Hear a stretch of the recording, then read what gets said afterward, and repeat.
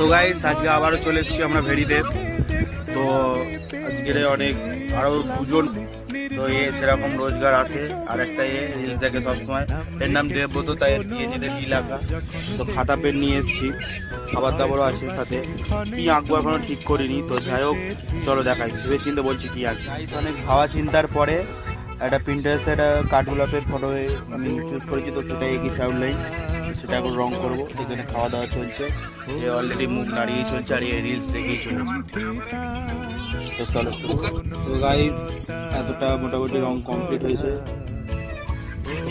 পরে আবার কতটা মানে এখানে যেহেতু কোনো স্ট্যান্ড নেই, তাই পুরোপুরি ড্রয়িংটা দেখাতে পারছি না, তাই কিছুক্ষণ পরে পরে দেখাচ্ছি। আর এরা গেম খেলেই চলেছে, আর একজনকে দেখালাম না, ওরকম মাথা। তাই চলো। তো গাইস মোটামুটি আমাদের আঁকা কমপ্লিট। কেমন একটা লুক এসেছিল আমার কাঠগোলাপের, কেমন হয়েছে অবশ্যই জানাবেন বন্ধুরা। Guys tata bye.